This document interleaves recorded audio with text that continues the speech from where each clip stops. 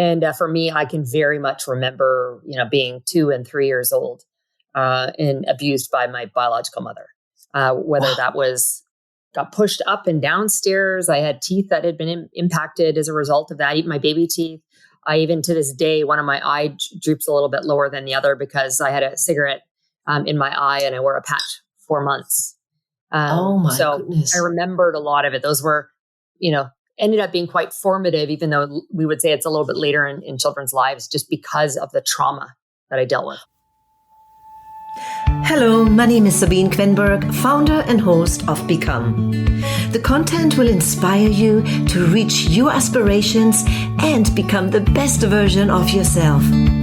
I feature interviews with successful individuals from various industries, delving into their personal and professional journeys and their strategies to achieve their goals. We have to become the person we are meant to be first, so we can live the life we are destined to live. That means we must overcome challenges and work through difficult times to learn, grow, and become the new, more fabulous version of ourselves. I'm so glad that you're here. Let's get on this journey together. My guest today, Victoria Pelletier, has an unstoppable spirit. She is a prolific speaker whose personal story carries so much strength. After being abused by her drug-addicted mother, she was adopted at the age of 4.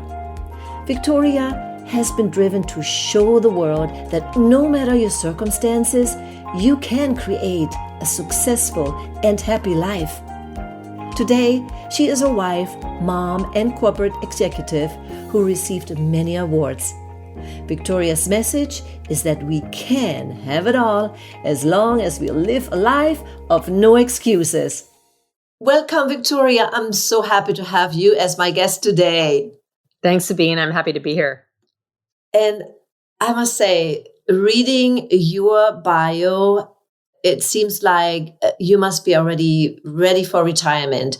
But I see you here in front of me and you're this beautiful young woman, have accomplished so many things.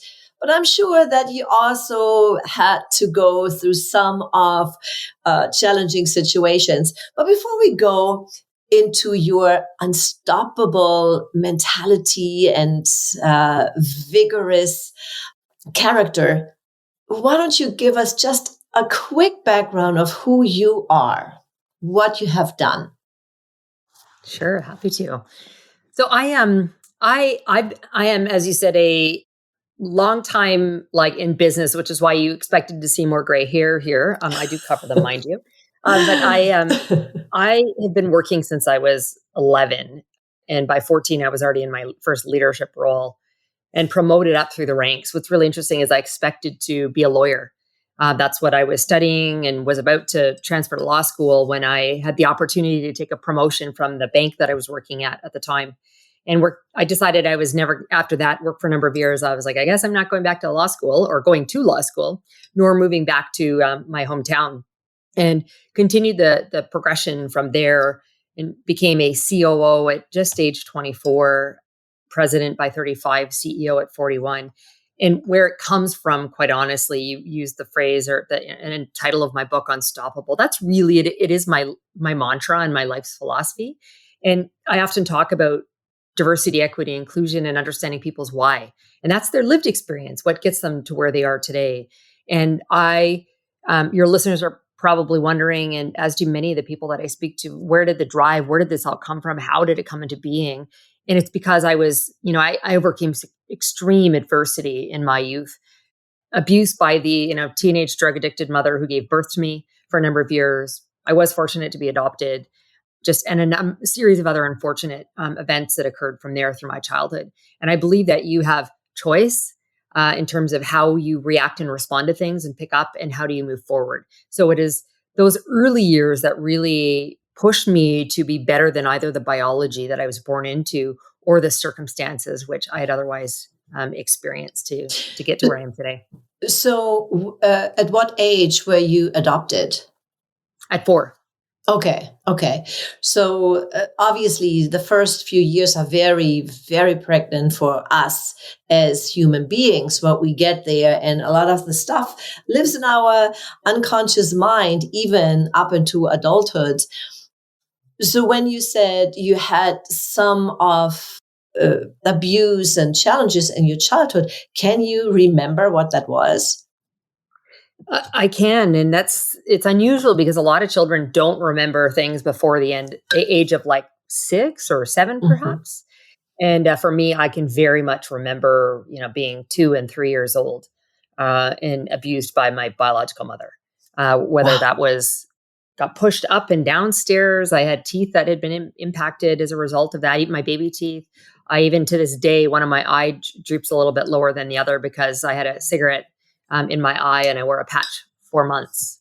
Oh my So I goodness. remembered a lot of it. Those were, you know, ended up being quite formative, even though we would say it's a little bit later in children's lives, just because of the trauma that I dealt with. Wow. Wow. That is something I've never heard of this that you remember, but obviously it was very traumatic. During your years of being adopted, how was that for you as a child? Did you really see them as your parents, or were they just basically taking care of you? What was that bond that you had with your adopted parents? I very much saw them as my parents. And that's grown into how I view it today. Parents are those that raise you, quite frankly. And so they are my parents. And so I viewed them that way. But what I will say is the trauma and feeling like I internalized a lot of the abuse I received at the hands of my biological mother as something I did wrong. And then ultimately to be removed and or she agreed to give me to my adoptive parents so that they knew one another. And but still I felt a sense of rejection and insecurity always. So even though I believed my parents were my parents, and my mom especially, I had a much closer bond to her than I did to my dad.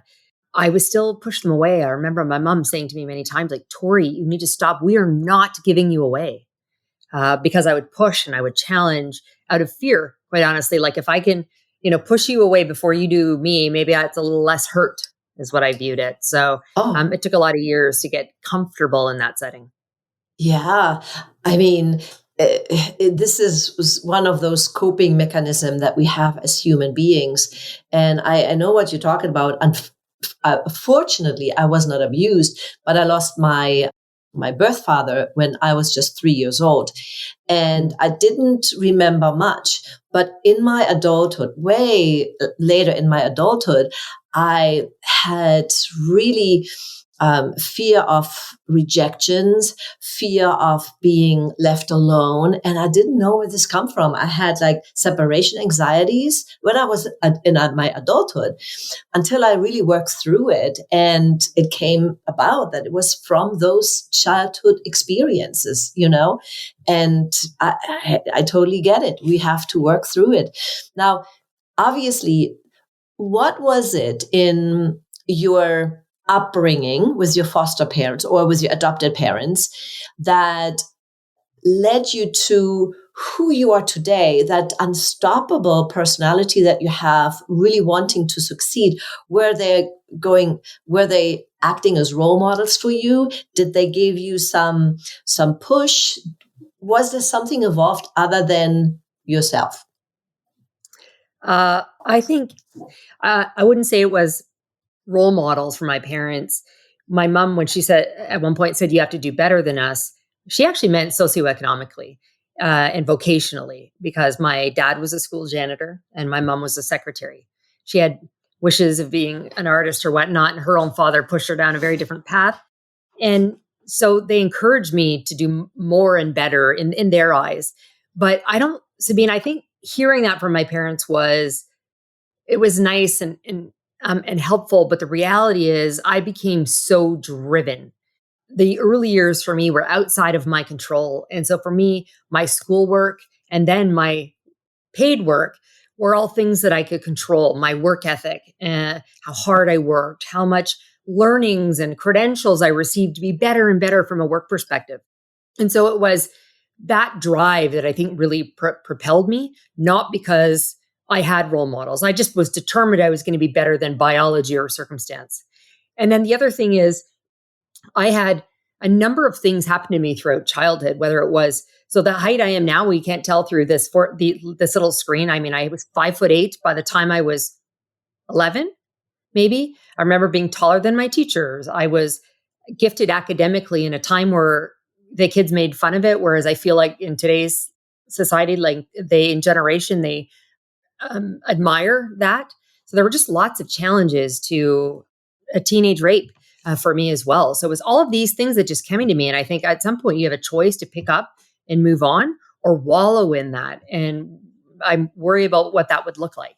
So long way of saying, I think my mom helped and pushed me, but I was running towards something always.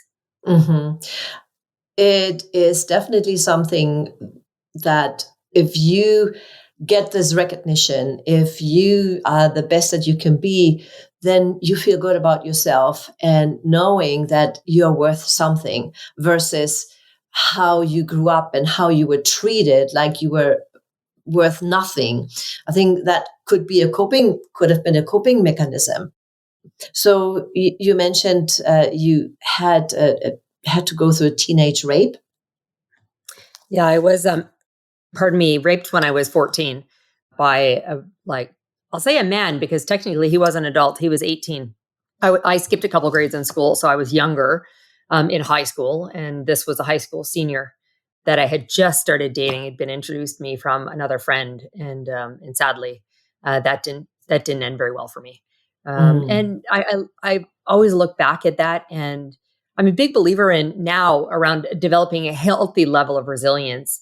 And I very much didn't have that, as I said, picking yourself up and moving forward. But a lot of times I think I just compartmentalized the feelings, emotions, and really didn't process whatever has happened. And so for me, now I can look back on that, and no rape victim should ever be blamed. So I'm going to say that as I make this next statement.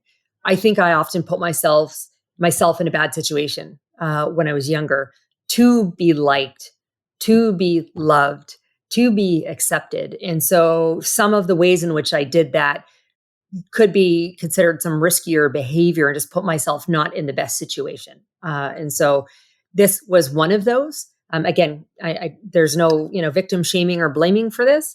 But at the same time, it's part of what caused me. And I remember with my mom, who was aware, and we talked through it. Like, how did this come to be? And I'd been, just a couple of years before, been hanging out with much older boys. And, I think all of that was, again, as I said, just an attempt to feel good and liked and loved and accepted. Oh, thank you so much for sharing this, because there was so much wisdom with what you just said, that we do things in our lives, risky things in our lives, that led us to an undesirable experience. But at the same time, we were just trying to do our best, trying to fit in, trying to be loved, because that's our human nature. We want to be loved. We want to fit in. And sometimes it ends up in a not so good situation. But the most important part, what you also shared, is that, hey, we have to work through it, and we should not be feeling shamed or blamed in any of this situation. So I really appreciated that you shared that part of it, because sometimes it's being overlooked. It's just like, oh my God, how sad it was. But we also have to see the whole over picture. And I believe every situation will make us stronger and leads us to our life's path where we are now. So bringing us to where you are now, tell us what engages you, what are you passionate about, what drives you today? So there are a number of things. And what's funny is I put in my email signature line that I'm a multi-potentialite.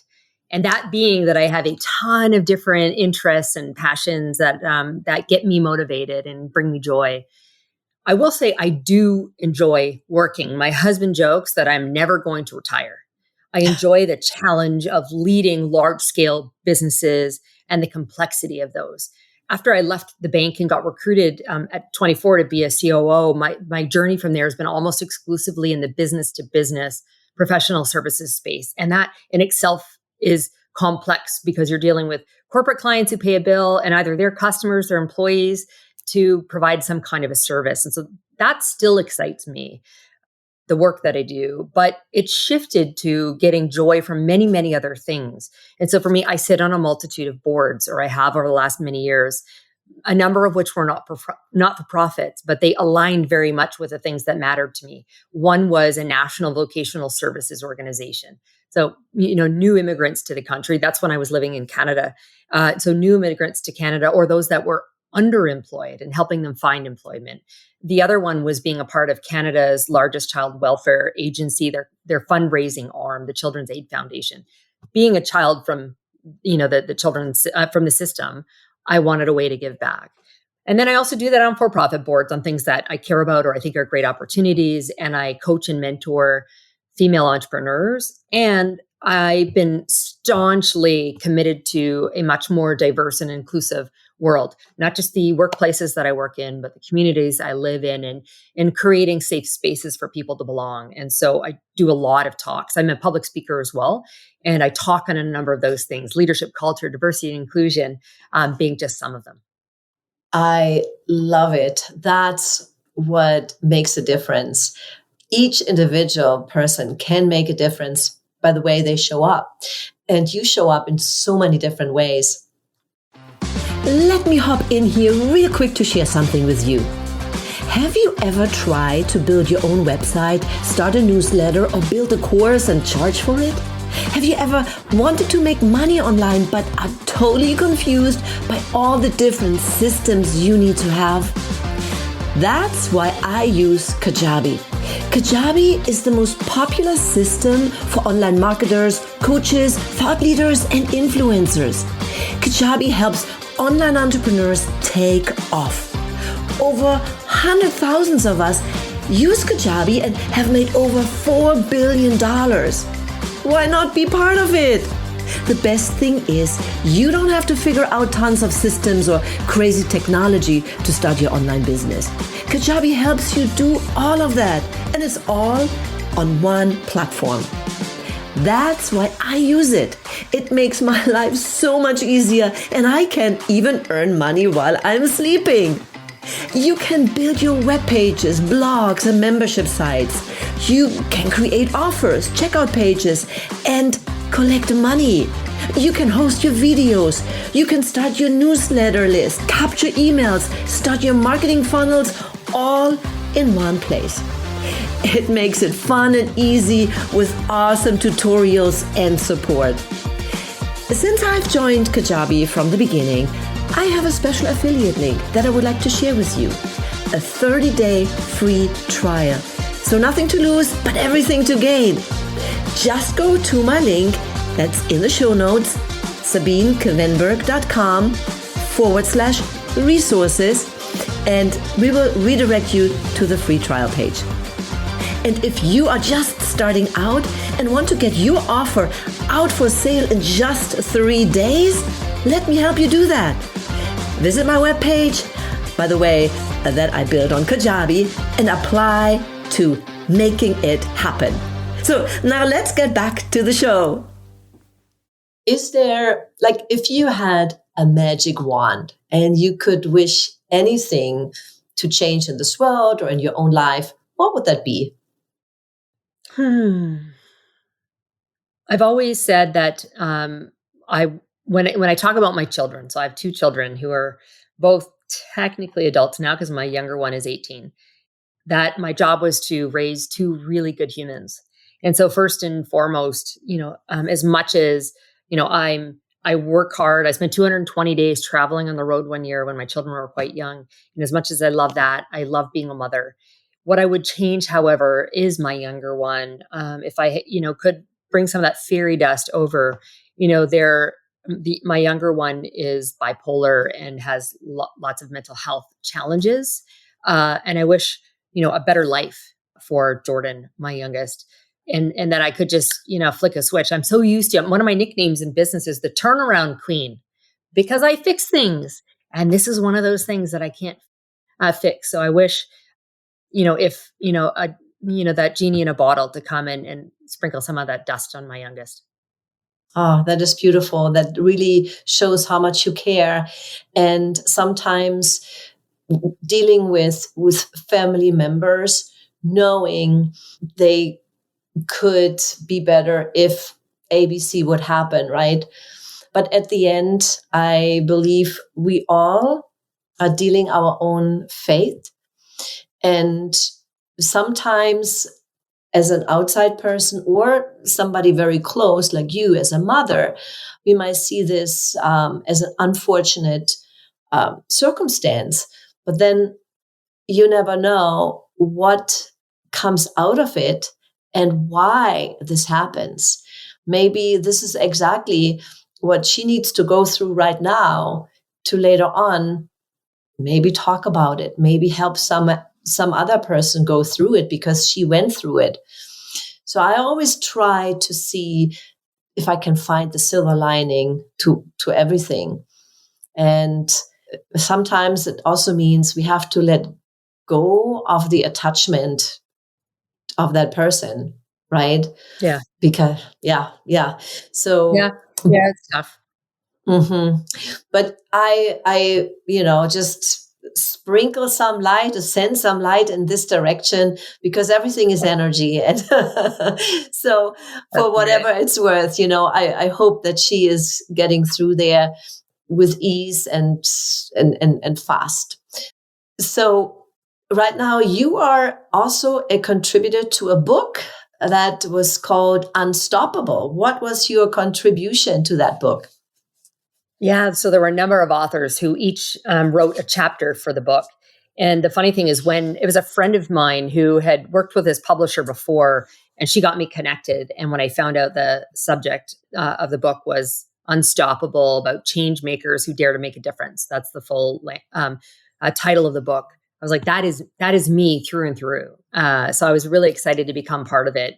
And actually, the publishers decided to make me the first chapter in the book, Mm. which felt great, and it was nice to be alongside other unstoppable individuals. Those have moved and or made great changes in their or others' lives. Yeah, that is fantastic. Congratulations.